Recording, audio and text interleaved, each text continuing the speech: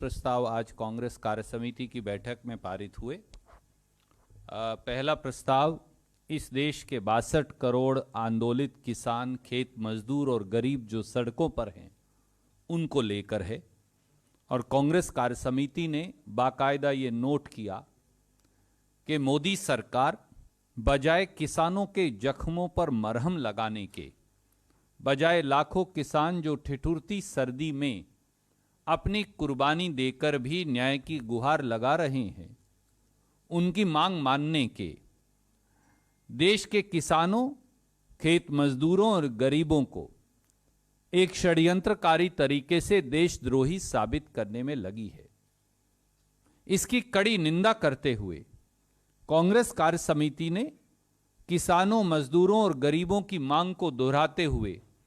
सरकार से ये कहा कि बगैर किसी देरी के खेती विरोधी तीनों काले कानूनों को खत्म किया जाए। हिंदी और अंग्रेजी प्रस्ताव की प्रतिलिपि हम आपको भेज रहे हैं। इसके साथ साथ दूसरा प्रस्ताव कोरोना वैक्सीन के बारे में कांग्रेस कार्य समिति द्वारा पारित किया गया, जहां हमारे वैज्ञानिकों और शोधकर्ताओं की प्रशंसा कांग्रेस कार्य समिति द्वारा की गई। उसके साथ साथ कांग्रेस कार्य समिति द्वारा यह गहन चिंता व्यक्त की गई कि 3 करोड़ पहले चरण के लोगों को छोड़कर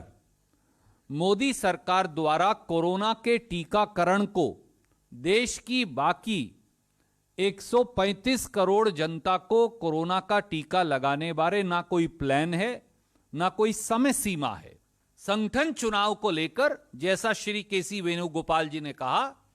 हमारी जो केंद्रीय चुनाव समिति है, सेंट्रल इलेक्शन अथॉरिटी है, उसने मई के आखिर तक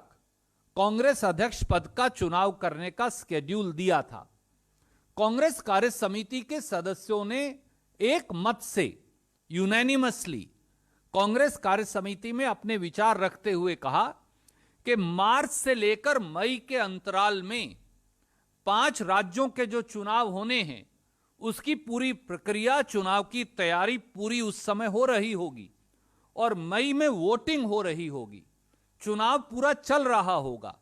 इसलिए थोड़ा सा आगे, 1 महीना आगे तक उसकी रीस्केड्यूलिंग कर दी जाए और इसके लिए उन्होंने कांग्रेस अध्यक्षा जी को अनुरोध किया। और जैसा केसी वेणुगोपाल जी ने बताया है कि उस चुनाव के स्केड्यूल को कुछ दिन और, यानी जून के आखिर तक और आगे बढ़ा दिया जाएगा और जून के आखिर तक कांग्रेस अध्यक्ष का चुनाव संपन्न हो जाएगा।